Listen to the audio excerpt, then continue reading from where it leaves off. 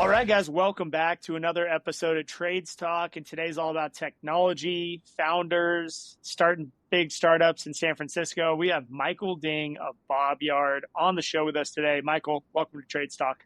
So excited to be here, man. It's exciting to have you here. You and I have talked pretty much nonstop since we met in summer last year. And I've just been fascinated with your business, your mindset, your energy, your success in the industry at such an early point in your business career. So tell folks listening out there a little bit about, first off, let's just start with this. What is BobYard? What is the company that you have built? Yeah, no, thank you so much, Justin. First of all, great to be here. I do think you've built quite the following in terms of just the most forward-thinking landscaping companies in the industry. And it's just such a perfect, I think, intersection in our audiences. But yeah, landscaping and BobYard. So maybe a bit about me. I grew up in the Bay, very much, I grew up in Cupertino, which is where if you look at the back of your iPhone, that's where Apple is. And for us, it's I think I've always wanted to do something more. I really loved building things as a kid, whether it's with my hands, Lego or something, or eventually in software. And you can see you doing something and building something, and then immediately there's a reaction in the end. You can come up with a product, you can build these features. And then in college, I think, I built some video games and whatnot, and built some websites and some apps. And the game levels up when you realize that people can use the things you built and actually find value in it. It's just a whole nother thing. And the pressure's higher too, because if your thing sucks or it breaks or something. But eventually I was one of those kids that watched Bob the Builder a lot as a kid, Bob the Builder. And so took a bunch of real estate classes too. There's actually really, really cool real estate classes at Stanford. They're big into, I guess, investments and whatnot. And my professor just happened to invest and angel invest and be advisors in startups in the Bay. And so eventually, we were iterating on ideas and came up with early version of BobYard, which is mainly about how to understand bids and to level them almost from an owner perspective. It was a little bit different. And then eventually we talked to more and more customers and more contractors, and the customers just said, stop giving me more leads or stop trying to compare these bids. How about you try to close one of these for instead? Closing a bid, I think, is the most important thing right now. And I think that clicked for us, and we just ended up pivoting, and we made a big decision. We assessed sort of what we could do and ended up just going with, how can we help contractors win bids better, faster, with higher quality? Because so much of construction projects going over time or over budget comes from the initial estimate and the initial understanding of the project. Maybe you missed part of the scope of work or those bad communication or something. And we thought there's so many cool problems we can tackle in construction. And the best way to start is by starting the very, very beginning. When you first get the drawings and you first see the drawings for the first time and you're what is the scope of this project? What do we actually need to do on this project? And that's essentially what we do today, BobYard. Basically, we train a bunch of AI models to read construction drawings. And specifically for us, we only do landscaping, and that's all we do. And we read landscaping drawings to help contractors and estimators make sense of these drawings and the scope and the quantities and, what goes into this project when they go and do a takeoff and a bid. Yeah. Wow. What a great story. And it's one close to me because going back to when I was 16, working over the summer for my dad, we'd get big job opportunities with sets of plans, and he's like, here, count up all the plants. He would have me do the stuff that was really hard to mess up and was really time consuming. So I would just go through with a marker and cross off all the plants. I'd start at the top and work my way down the legend. And I was essentially doing what your AI models do as a 16-year-old over the summer vacation. And I always thought there's got to be an easier way. And then I took all those numbers and quantities and I applied production rates to them. And those production rates that I created, because my dad didn't have production rates, he had the gut check where he was like, this is a $100,000 job, or, this is 98,000, whatever. He just kind of made up numbers, and he did pretty good doing that. And I had to apply some methodologies to it, and that led us to a number, and that number led us to a job. And then eventually we got into labor hours, and we continue to build on that model. But fundamentally, you are basically doing that whole process today very simply. But walk us through a little bit. How does your AI modeling do a takeoff on a construction drawing? How does it understand the difference between a triangle and a circle and know that the triangle is a tree and the circle is a ceanothus shrub. Yeah. Okay. So maybe this also should be prefaced with maybe just a short thing about AI models and how it actually works. Maybe Yeah, that'll let's give start maybe there. some information there. So also maybe some background and history would be cool. So let's see. AI models have been around for actually a long, long time. Really, it's just anything that people write in terms of code and scripts that try to mimic human understanding and decision making. And it's been around like in the 60s and whatnot. You had like checkers bots. You can play chess and checkers very well. And it's been around for a long, long time. And I think the fundamental difference between the algorithms back then and today is there's been a breakthrough in terms of what they call machine learning. And machine learning is actually a subset of AI. They're like two different concepts. They're not that interchangeable, actually. So when before it used to be like, you can write an algorithm to just try every possible move in a checkers game. And eventually you can find the best move currently, and that's what you would play. And that's how the checkers bots worked back then. But what if you change the rules of checkers, or in this case, like the architects use a different symbol that's never been seen before? The model wouldn't know what to do. And so the key here is actually how do you learn something about the underlying concepts so that you can do work or make decisions on a new situation you've never seen before, you've never programmed before. And that's really what deep learning and machine learning is, where you try to train the model to understand a concept from previous examples to extrapolate and sort of guess what the future one may be. And a classical example is like back in the day, YouTube like built this thing where it's like they could finally recognize cats and dogs in their videos, and like a huge breakthrough. But it's surprisingly hard. Like if you want to program like a classical method to say, is this image an image of a cat or a dog? It's like, okay, maybe the ears are pointy or something. But what if it's a dog with a pointy ear where the image looks like the dog has a pointy ear, so on and so forth. It gets very complicated. And so what machine learning does is you give it basically an image of a cat and say, okay, what is this? And the model will guess in the beginning. It's a cat or a dog, 50% for each. And eventually you tell it, okay, this is wrong, this is actually a cat, or this is correct, this is indeed a cat. And after like millions and millions of iterations of training, you give it these examples, the model eventually learns on its own what makes up an image of a cat and what a cat should look like. And now the magical thing happens where you show it an image of a cat it's never seen before. And it's like, oh, this is a cat with 80%, 90% confidence. And this is, I think, the true like breakthrough for how AI model works. But the joke is basically like, if you train a model and it guesses correctly that this is a cat, that's AI. But if it guesses incorrectly, it's hallucinating. And so for a lot of these things, it's quite fundamentally like kind of like a guess. It's the most probable answer for this is most likely a cat, most likely a dog, or this is most likely the next word in the sentence for ChatGPT and stuff like that. And then so going back to how BobYard works and how we employ those AI models in construction is we basically try to understand the notation of these diagrams that architects basically lay out. There's like thousands of plants in this project. There's like 30 different types, and each one has a unique symbol and notation for them. And so we train models to recognize essentially different notation. This symbol looks like something. This little character, it's a word. Like word means something. Or maybe this line has a certain pattern. It's like dashed and versus dotted, or dash dot, whatever it might be. And it starts learning to understand the underlying like geometric concepts of these shapes. Like what is a shape and what do shapes look like? The hard part, though, is, not all drawings are clean. It's not just a circle and then a triangle. It's probably like 10 circles sort of overlapping together and then 10 triangles overlapping together, so on and so forth. And that's where it gets hard, and you have to train a model to be very, very accurate. But yeah. Wow. Well, thanks for the education. I appreciate that. Of course.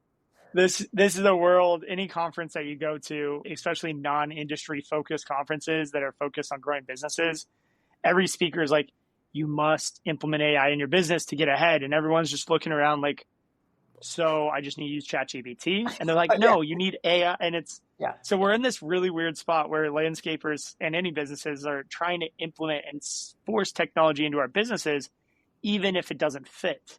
So that leads me to a question of how did you decide to go and why did you decide to go so narrow? Landscaping, and not just landscaping, you're focused primarily on the front end, top of funnel, estimating and pricing methodology, and really just the takeoff and gathering of data. What was that process like? So early days, we made a decision that we had to focus. It wasn't even that we needed to focus on something. And so I remember we were like, okay, if you defend everything, you defend nothing. And so if we were to build a model that just does one thing, it would be able to do it better than anybody else can. And so, for example, like ChatGPT is pretty good at generic things like writing emails and whatnot and like summarizing paragraphs or something, but it's not very good at any particular hugely thing. Like it's not going to be amazing at takeoffs or estimates or coding or anything like that. There are other models that are specifically trained for those that are better. And so we got customers of all different trades, like electrical, mechanical, plumbing, takeoff for landscaping included. And we studied all their workflows for roughly pre-construction is where we wanted to be, early in the construction workflow. And it turns out that the same product is just more valuable for landscapers. Takeoff, like relatively, landscapers do the largest in terms of volume projects. It's just outside the building. I've seen projects worth like hundreds of thousands of plants or something. It would nightmare, literally weeks of counting and doing takeoffs. It was pretty stuff. And not many other trades has this kind of crazy takeoff volume. And then also uniquely, landscaping has the least standardization. If you look at electrical or something, like all the notation standardized, all the outlets look the same, all the switches are dollar signs, with one line or two lines through it. And that's about it. And so it's not actually that. It's like, you train models for cats and dogs, and that's all you'll see. But for landscaping, it's like you train models for cats and dogs, and then giraffes come up in the actual drawing. It's a completely new style sometimes. And it makes sense because I think there's just too many different species of plants out there. And so no one's been able to standardize all the different millions of species of plants and what each icon should be for each plant. And it makes sense. So oftentimes it's very arbitrary notation, which makes for an especially hard problem. And so the combination of a hard problem and a valuable problem is really what we want to go after. So in the beginning, we actually didn't know what to do. We just knew that we had to focus on something. And it was through a pretty long process that we decided we had to focus on landscaping. But I think so far, like every time we talk to a customer, it's been like further conviction in the landscape industry. It's been amazing working with everybody here. What's that feeling like when you spent all those months or however long it was going through all the iterations of where you're going to put this focus and this extreme focus? You land on landscaping, probably feeling a little bit like, man, gardeners, I don't know if this is the right place to focus. And then now you've been exposed to the industry. You've seen a lot of what's going on, institutional money. You listen to the conferences. I mean, you've got to be feeling like you got in at a good time right now, and you kind of hit a sweet spot in the industry. How are you feeling right now about that decision? Yeah, to be honest, like I tell the team members that we're pretty blessed to have made good decisions in the past about our strategy. One way or another, we came to the conclusion we have today, which is like even in landscaping, we focus even more. It's like we have a specific segment of customers we like doing. Like, yes, we can count like the 20 plants in your front yard, but that's probably not going to save the most amount of time. And so most of our customers are commercial and they do install and whatnot. And there's a specific niche we like to focus after. And they often are fast growing and they have more bids they need to fulfill than they have estimators for. And like it's where things are falling apart and they gotta get everything in time. And I would say, yeah, like somehow it's been very good in terms of like how we decide to focus. But I think maybe there's a bit of confirmation bias because there probably would have been equivalent opportunities in the other trades as well. Because, early days we did get customers in every trade and all really liked the product. And we made a very conscious decision to ditch the other customers just for landscaping. So maybe, but it's hard to look back on these things and say, what if we had did another trade and what would have been like? But so far, like it's been pretty awesome. Yeah. Yeah, that's incredible. And I think the timing of everything is really serendipitous because you also have, there's so many factors there. You have age of estimator is really, really up there. I don't know what the average age of an estimator in the landscape industry is in commercial, but it's probably north of 55. Most of the best estimators in our field are older and have been doing it for a long time. They're really great, but it's hard to repeat what they're doing because they have their own system that they've built over the last 20 or 30 years. I know that's been my experience. So you need to hire another estimator, but you don't need a full-time estimator. You need just like a fraction of another person to alleviate the overwhelming feeling that your current estimator is having. So how have you guys been able to help companies who say, look, there's more bids out there we just can't get to, but not enough where we need to go double our estimating count, like going from 1 to 2. How's your program been able to help businesses that either have 1, 10, or 50 estimators increase their capacity, basically? It's like fundamentally the same problem for all sizes. So we have like, medium-sized landscapers who have like 2.5 estimators, where it's like 2 estimators full-time and a PM that if things hit the fan, like we got one extra person who can help out in case there's too many projects. which is really sucks because then they can't do the normal job they normally have, or it's one of the owners that comes down and actually does the takeoffs as well.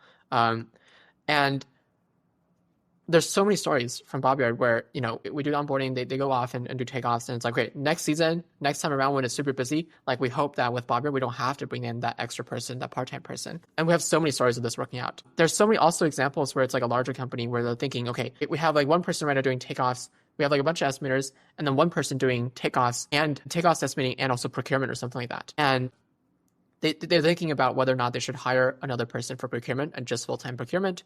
And there's so many examples where you can just use BobYard and that person or the rest of the team can just fulfill all the takeoffs needed, and that person can do full-time procurement. And it saves the need for hiring more people.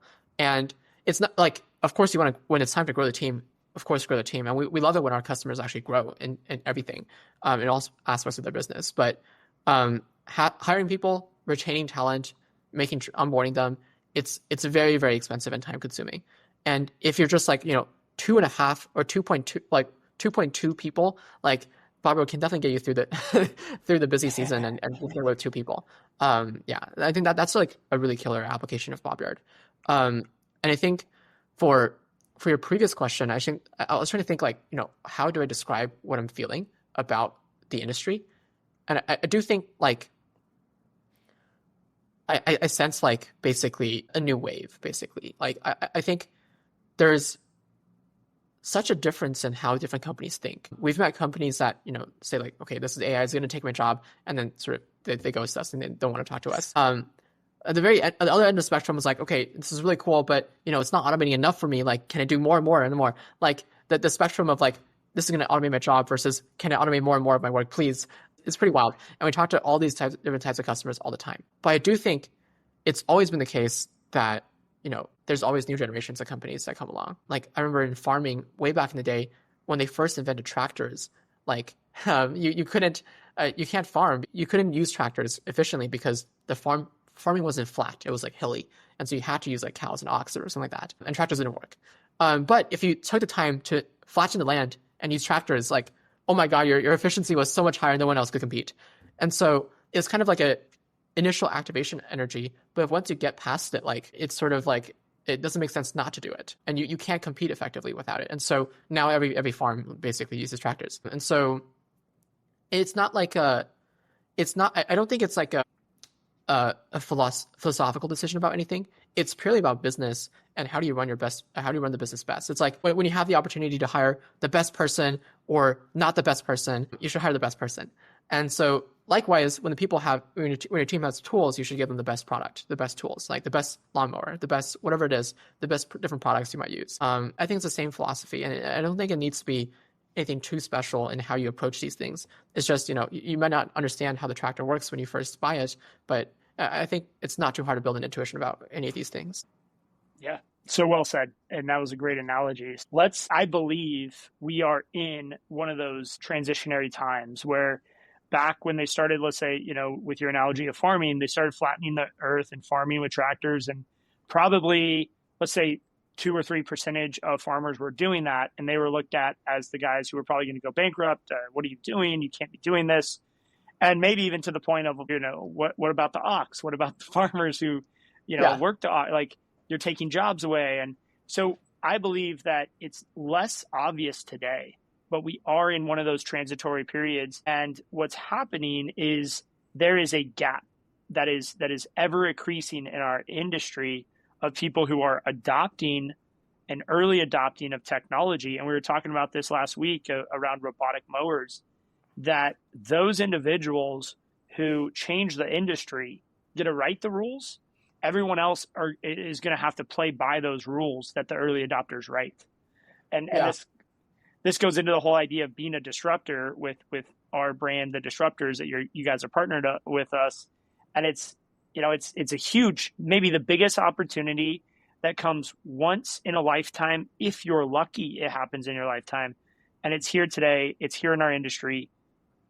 I mean, this is almost like the .com era of landscaping. I don't know if that checks with the Bay Area reference, but I mean, what do you think on that idea of this like really revolutionary period that we're in? No, I think from my side of things, like tech startup ecosystem, people are going pretty crazy about AI. And I think this like seeps through into general media.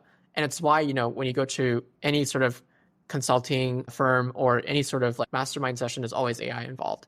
And everybody is sort of forced to talk about AI, but no one knows how to adopt it. And I think for landscaping in particular, you have this problem because there aren't really that many suppliers and players in the industry who have brought this AI technology into the industry. And like, if you're a landscape, you want to apply AI, there's not that many ways. There's not that many products out there that have AI in total. But it's definitely the case. Like I think I read in the news, because originally Masa's son, like SoftBank CEO, was going to pledge like $100 billion or something to the United States, and then I think Trump was like, okay, do 200, and he comes up with like 500. It's like 500 billion now. I think they're going to go to $1 trillion or something, and they're building like entire cities where everybody in the cities revolve around this ecosystem of building chips and manufacturing chips, and it's just like, that is way too much money for this just to be like a hype like blip. Too much money has been invested into this thing for things to just fall over all of a sudden. And I think the numbers do speak for themselves. Like, there are plenty of successful AI startups now who have real traction, real customers that really like their product, and that customers actually do see the ROI. I think it's narrow. I think it's specific. I don't think it's very general. Like, you just add AI to your business and somehow your business is better. It's very specific. Like, okay, what workflow specifically do your employees do, and how can that workflow be better with AI? And what specific things about the workflow do you automate? You don't automate all of it, you automate certain parts of it. The devil's in the details about these things, and you have to be very careful and very specific about it. And a lot of it comes down to, I think, just a general understanding of AI. I think it's really cool that everybody in the industry is talking about it. But when you say the early adopters write the rules, I think this is very much the case. Like, the early adopters get to define, how to think about these problems and discover the best use cases. And when you discover the best use cases and you just like are miles ahead of your competitors, like there's no option but for everybody else to try to catch up and copy your style. But by the time you catch up to your current day methods in a year or so, you're going to be thinking about like the next 5 years and what kind of things you're going to build in the next 5 years. And so it's always difficult to catch up when you have the momentum, you have the lead, because the things you're working on today are going to come out in like a year or two, and no one's going to know about them until a year later. Yeah. And what's your feeling on that momentum aspect? Turning the flywheel and getting to the point where you're accomplishing small things, but it's increasing the pace of change, or should I say the rate of change inside of a business. From your perspective, how important is it to be able to have a high rate of change and a change capacity within? I think a lot of it comes down to commitment. Like, in startups, it's very commonly said, like, ideas versus execution. Like, execution is way more important than having a good idea. I think both are important, but execution, it definitely is like not optional. So even if you make a good decision to adopt a certain product, and it was in the end a good decision to adopt the product for a business, if you don't execute, you don't implement properly, people like half-ass, try out the product and say, okay, whatever, and they don't really use it. Like, you can't really get any ROI out of it if you don't use the product. And that definitely happens sometimes where, the executive team or vice versa, the estimators really love the product and want to use the product, but the rest of the team is not brought along and there's no buy-in from the rest of the team. I think that's part of what the leadership is meant for. Like, they need to set the course for where the company wants to go and say, like, okay, this is where we want to be, this is how we're going to get there, and this is why these pieces need to fall in, and get the buy-in from the rest of the team. Because if the people that whose workflows will be changed by these AI models and will change their workflows to go faster or something, depending on what the workflows are, they need buy-in. You need buy-in from every aspect of the company in order to adopt these tools fully and get the ROI out. It's just like any other product. Yeah, I completely agree with that. And it's that opportunity right now that we have, and most people are so focused, especially right now. Like, this is probably going to be, we're recording this in early April, and this is the time everybody starts getting really busy. And I'm sure you are hearing it, right? Is like, hey, we love this idea and this product, but look, it's our busy season, and well, let's just revisit it in the fall because we got to work on landscaping right now. I mean, do you hear that from landscapers right now?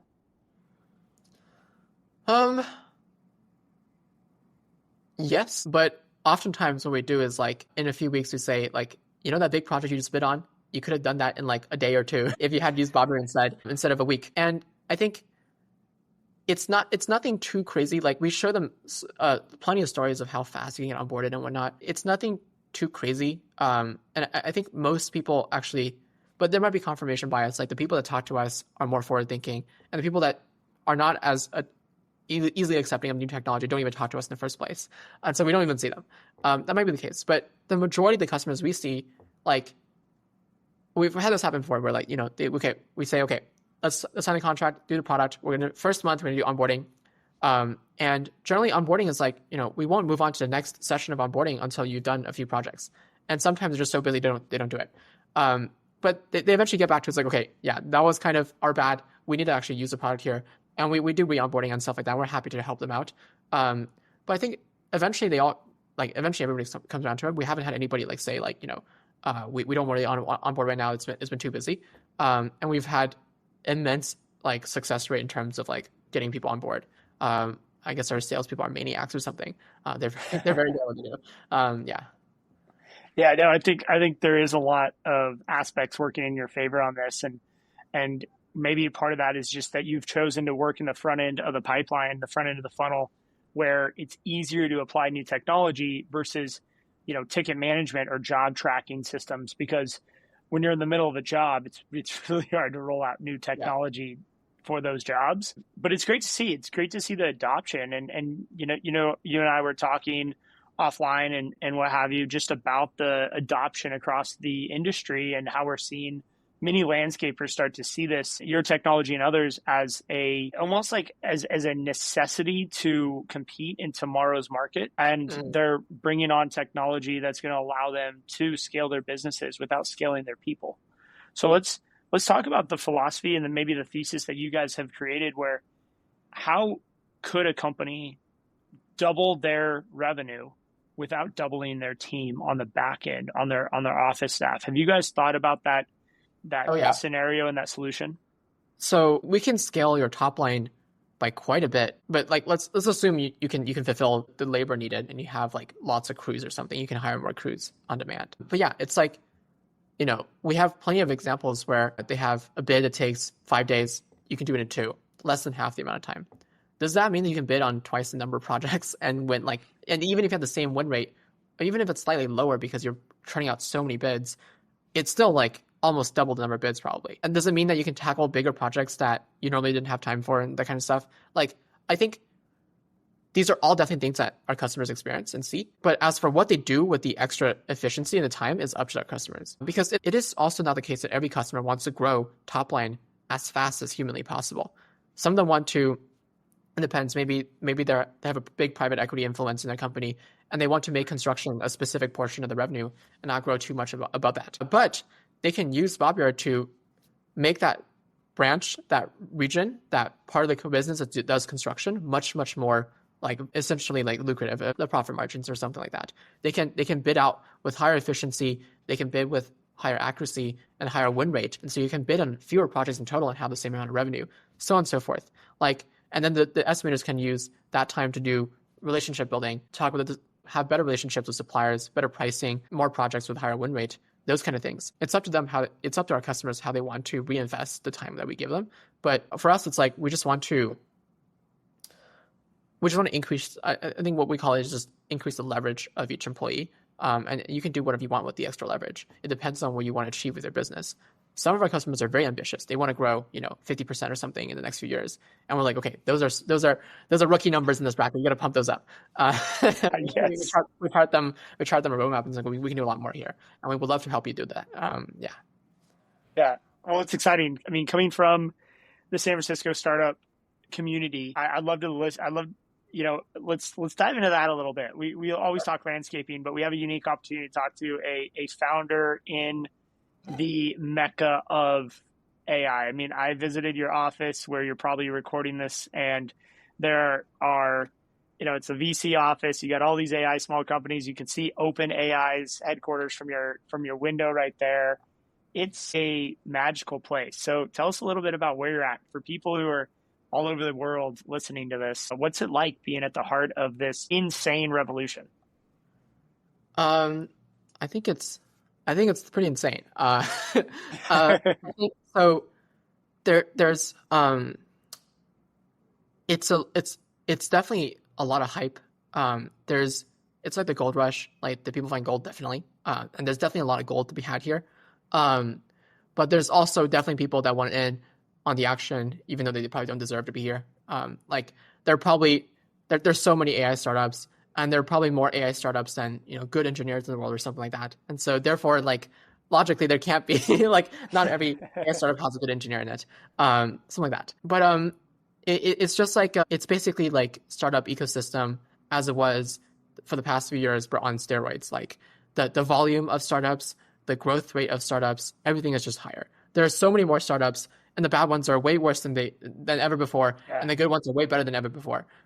Sort of like the best of times, the worst of times. You can raise insane round sizes right now. Like you have insane evaluation markups sometimes.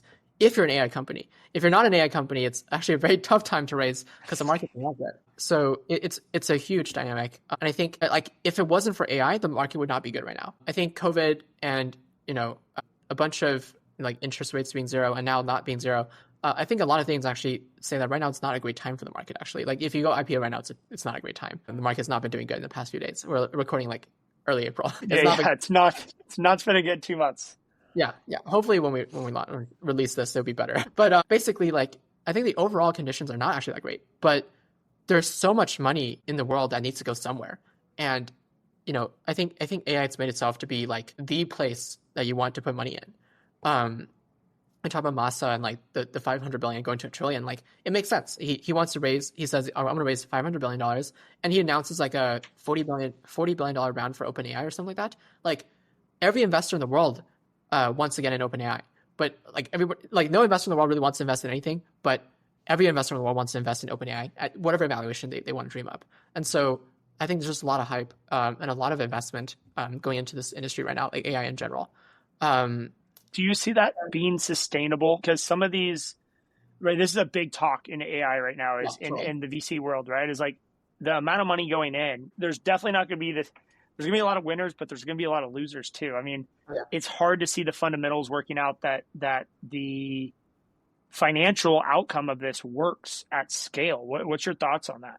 Yeah, like what is the OpenAI, like what is the return on investment expected from SoftBank dumping $40 billion into OpenAI? It might not be 40, I forgot exactly how much, but it was a massive round. I think I hear some investors justify this in an interesting way. They say like, okay, when the dot-com like bubble bursted in 2000, like we definitely overbuilt and everybody like overinvested in like pet.com and et cetera, et cetera. But there was a lot of underlying infra, like Wi-Fi and stuff. Actual hardware and the infra got improved a lot back then, and now it's sort of paved the way for the new sort of web software companies to start in modern day startup ecosystems. And maybe that's the case. I mean, I remember when DeepSeek came out, like they trained a model to be almost as good as the best in line OpenAI model, but they were much, much smaller, much cheaper to train. And then NVIDIA stock went down by a lot. But I don't think it actually makes that much sense, because what basically happened is DeepSeek proved that each individual GPU of NVIDIA is more valuable. You can do more with each individual chip. And then NVIDIA stock goes down. So upon learning that the individual value of each product from NVIDIA is higher, the stock goes down. And people are scared that people are buying too many GPUs and not going to be used for anything. That's where the public markets make no sense. They're operating off scarcity, I think. I don't know. They make no sense on that. I agree with DeepSeek's thing. And it's like, and then now like OpenAI is running out of GPUs again because so many people are using the Ghibli thing to change their photos to be like Ghibli style that they don't have enough GPUs to change photos in the Ghibli. Like, I think for this, it depends on the business. It depends on the fundamentals. Like, what is actually your profit margin? What is your CAC and your payback period? How much does it cost to retain a customer? How much value does the customer provide to you as a business over the lifetime of the business and the customer? Like, do the fundamentals work out? I think a lot of companies that build products on top of other models, like for example, we call them, I guess it's called a GPT wrapper. A lot of VCs say, I think there's a lot of debate about this, whether or not they're good investments or not. But for BobYard, we don't believe so as much. We think that like we believe in things that are hard to do, and we never have doubted the value of a product that you can build on top of a GPT wrapper. Maybe it's very valuable. You can automate a workflow for a customer. We've always doubted the differentiability Like if you can build the product in a weekend, then probably so can someone else. In which case, if you build it now and start selling, someone can undercut you by 50% in the price next weekend, which would not be Yeah. good for your business. What's the value So of that IP? It doesn't seem very exactly, valuable. exactly. You basically become a OpenAI wrapper where you make money for Sam Altman instead of yourself. The revenue comes in and you pay OpenAI's credit bill. Yeah. It's not a very fundamentally, I think, lasting business. And you have to do something that no one else can do. And that's always been in the point of business. Like if it's not the case that you can do something no one else can do, then why do people even talk to you and buy your product? And so, for us, that's what we focus on. And our engineer to like sales ratio and operations ratio is crazy. Like we have so many engineers, and that's really all they do. And then we have like PhDs and whatnot that we try to recruit from all over the country, from the best universities in the country, and very lucky to have them. Actually, to be honest, like very lucky to have them, and it's been very inspiring to see them work so hard on this product. Yeah. Why do you think they have chosen to put their, because right now I think a PhD coming out of the AI field is, there's this small period of time of like the gold rush, right? And like every day, every month they work at a company, it probably directly correlates with their future net worth of the quality and success of that company. So why do you think they've decided to hitch their wagon to you and jump into your vision of BobYard? Okay. Before this, I'll also say it's definitely also a huge, I guess, like the economy, the best of times and the worst of times for the job market too, for software engineering. Right. An amazing time to be a good engineer, but it's a terrible, terrible time to be a bad engineer. So many big tech companies are laying off software engineers, but they will pay you so much if you're a good engineer, more than ever before. And as for why BobYard, I think truly our team believes in what we do. Like they see the customer reactions. In fact, we want our engineers to be close to the product and close to the customer. And when they launch something and they see right away that a customer uses it and actually likes it, it's super satisfying and fulfilling. And also, like they see the vision of the company and where they think where we believe we can end up in the next few years, and they buy into it and they think it's a very very exciting vision to go after. I think that's part of my job to set this course and say like this is where we could be. Like look push our team to be more ambitious. Like whatever goal we had earlier, like no, like we can be even more ambitious than that. Why don't we be more ambitious? And I think tactically, like there are a lot of if you're really really smart and you're a great engineer, you're very smart and you're a great engineer, and you want your time to be valued, and you want to work on things that actually matter.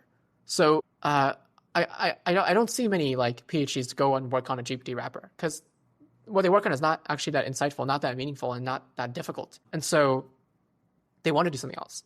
And the technology that, like when we do interviews for our computer vision, our AI engineers, like I think they're convinced through the interview process. We don't do much convincing. We don't do much selling in our interviews. I think this has been our philosophy for the longest time. We just say, this is our company. This is what we do. We won't tell you why you should join. Like this is just what we're doing. You can join if you want. And then I think the most compelling thing through the interview process is actually our questions that we ask them. When we design our interview questions for the technical rounds, it's like, okay, how do we decide if you're a good engineer or not? They realize that what we're working on is so much more sophisticated than almost any of our other, like there's so many, the vast majority of AI startups basically. Like the problems we work on technically are very, very hard. And we think that out of all the different vision, like computer vision problems, like self-driving cars and whatnot, and all these different things, BobYard has some of the hardest problems in computer vision to solve. It's just like landscaping, I don't know, man. Like landscape architecture, It's so tough. there's something there. Like humans can barely understand this kind of stuff, and I like there's so much ambiguity in the drawings. And somehow they've created one of the hardest problems that we think is possible in computer vision to understand these drawings. And they think the great engineers think it's exciting to work on this. It's like, do we even know if this is possible or not? I tell them, I don't know if it's possible or not, but we got to build it. Our customers are asking for it. And they're like, okay, I'll build it. And then they build it in record time. It's amazing to see. I think that's what's inspired. Like, great engineers are inspired by great problems, and they want to work on the great problems. And it's now that we have already a great team, like, I think it's easier then because you want to also join a great team with other great engineers. Yeah. It's incredible. It reminds me, it's either Google or Apple, but we'll just use this example. I believe it was Google back in the day who put up a billboard that said only 1% of engineers can solve this problem. And it was a really tough problem. It was a QR link, or they had to go to this website, Yeah. and then the engineers had to solve the problem. And they put it up at Apple's headquarters, like right outside across the highway. And then what it did is led to, it's like when you solve it, Google's like, hey, congratulations, you're 1% of all engineers that can Yeah. solve this. Apply to come work on our accelerator program at Google. So it was like what I'm pulling from what you're saying is like the difficulty level of the questions you ask can directly result to the quality of applicant and then hopefully team member that you will hire. So Yeah. don't be afraid to ask tough questions in the interview process. It'll increase the likelihood that they say yes to your offer as well, is actually what I'm trying to get to as well. Because Yeah. if you ask an easy question, like, what is this company? It's not taking me very seriously. Like, I'm not going to reach my full potential at this company. But if we ask a question that's well designed and harder than expected, they're like, oh shit, this is a very serious company. Like, I can actually learn a lot from working at this company. And they're excited by that. I think it's very, very important because great engineers want to be even better too. Yeah. Yeah. And then you get the great people on board and they bring additional great people and it's this whole flywheel again. I go back to that flywheel. So as you're building this team and you're seeing all these engineers come on board, where do you go from here? What's your vision over the next couple of years as much as you would like to share? Obviously there's a lot going on behind the scenes, but as a public stands as a landscaper, what can we look forward to as you guys continue to build BobYard? I think our fundamental philosophy and sort of goal for the company is smarter drawings. I think there's a lot that you can do with drawings, and sort of everything about a construction project revolves in the drawings. Like the whole point of project management is knowing like which material goes where, when, at very high fidelity. And sort of if you just have models that do takeoffs very well, it just happens so that we understand which material goes where in a very high fidelity fashion. So I think there's a lot of really cool things we can build. Going back to doing things that other people can't, we know where our fundamental advantage is. Our fundamental advantage is our technical abilities to build AI models that understand graphical things and drawings. Our fundamental advantage is not finance and helping you with your financial reports. I think there are companies that do that much better than we do. And it's sort of fighting a losing battle if we decide to do that. As for the future of BobYard, I do think eventually we'll move back to all the trades. It's very, like when Tesla trains their models to drive the cars automatically, like Elon mentioned this, like the models learn how to read on their own. Like they never train the models to read, but from just the road signs or something, the models learn how to read just by on the side. And it happens when the models get big enough. And for us, like our models do somehow generalize automatically, and it makes sense because electrical things do show up in landscaping too. We have electrical drawings sometimes too, and our landscapers do a takeoff on the electrical portion for the lighting, whatever it might be. And so maybe our intention eventually would just be, to do all the trades and just expand to other trades and to do a more horizontal plan in general construction and understand drawings generically. Because I think if you can understand landscaping, you can understand every trade. Yeah. And I think that's really what we're going towards. And there's a lot of different things you can sort of offshoot from the drawings and different things like comparing them and whatnot. You can understand more about the drawings as you go forward and build products there. And that's, I think, generally the direction that we want to go. Yeah. Yeah. So I love it. I think the ability to estimate at a high level accuracy and give your team confidence in those financials and those hours. We're all about estimated hours versus actual hours on the job site. That's the equation for success. So if you mess up at the front end, then you're always chasing at the back end. And if you have too many hours, you're not going to land any work. Too few hours, and you're not going to make any money. So it's this really challenging equation that we have to solve with a lot of variables, like how hard is the dirt and what is the access like? Is it a lot of small planners or is it one big area? So I'm looking forward to future iterations where we can start to implement and help you guys integrate these anomalies. I call it the artistic side of landscaping, where you have to almost be an artist to decide on what your pricing is. Yeah. The more we can get the machine learning to understand the decisions we made to adjust hours up or down with all those factors, like I said, plant health and soil conditions are huge, the more powerful it's going to be. And that's going to be exciting. Yeah. I mean, we plan on building a lot of these things in the coming years, but yeah, like these are very, very hard concepts for a model to understand. There's so many adjacent things in context the model needs to understand altogether in order to make one decision. It's not just like, okay, you understand the drawings, but actually you understand drawings and soil and like weather conditions and the physical world and like 3D objects and something like that. And then altogether it's like comes up with a labor rate. Very different. These are more abstract, but more difficult basically. But yeah, definitely. Yeah. So as we wind this down, we always like to ask about trade secret, which is what's something that you've learned through this process, through your time. I'm calling it kind of like the lessons without the scar. What's something you want to share with the audience that you've come to understand as a trade secret? Um, Trade secret. I think so. Our entire company is built on the philosophy of doing things that others cannot, but it also has to be valuable. Not everything that's hard is worth doing. So there's an intersection there. But I don't really think there's any secret to almost any of this. I think the real secret that no one wants to talk about is that it's unreasonably hard to build a startup and to build any entrepreneurial attempt at anything. Like landscaping businesses are not easy to grow, and it's always in the grind. It's like, oh, it's gonna be a few months, a few years, and we'll be out and it'll be good. No, it's gonna take like 10, 20 years easily, and it's not easy. And the entire time you have to make good decisions for your business every day at a high quality. And if you mess up sort of anywhere along the line, you could fail. And so, and those good decisions compound and those bad decisions compound as well. And so not easy to be so consistent in making good decisions for so long. I think really the secret is just to work hard. Like the BobYard team is like, I thought I was working hard before I hired people, but now like I am in the office like so much. Yeah, I basically live here at this point, but it's not easy. And I think like the analogy that a lot of the startup folks have is like doing a startup is like chewing glass, and eventually you learn to enjoy like the taste of your own blood or something like that. Maybe that's a bit like too dramatic. I think if you love what you do, like it's not really considered work. Like I think if you ask me if there's anything else I'd rather do with my life, there's nothing else I would rather do. If you ask me if I went back and could I do something else, I wouldn't do anything else. This is like literally this is like the thing I would have wished for that I could be doing. And so there's literally nothing else I would rather do. And so yeah, I work a lot, but like I love it. I think it's like I think it's the most exciting thing I could do. And there's so many cool things that we can build, and so many people we can meet, and so many people we can talk to, so many ideas we have. Yeah.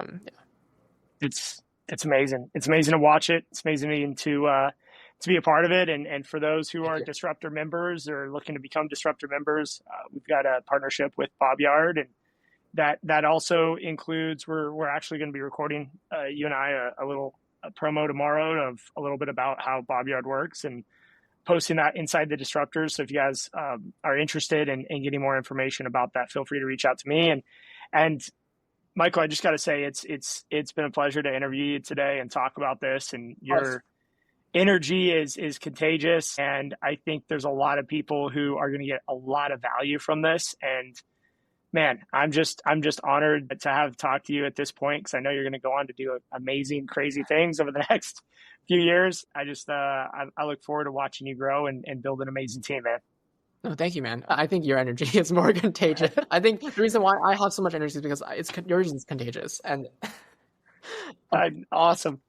Yeah, no, it's an inspiration to talk to you as well, man. Like watching you grow Candy and at the pace you've grown, like not many landscapers think like you do. I think it's an honor to partner with you and the Disruptors group. I think we'll do some really cool things in the coming months here. Yeah, it's incredible. All right, guys. Well, man, for those who hung out, congratulations making it to the end. And this has been an amazing show. If you want to get a hold of Michael or his team, it's bobyard.com, right? Yeah, Bob the Builder, Yard, YARD.com. Yeah. Super easy. And Michael's super active on LinkedIn, and his team is too. So we'll put those links in the show notes. And I just say keep an eye on these guys. They're doing something pretty special over here in San Francisco. All right, Michael. Have a great day. Man.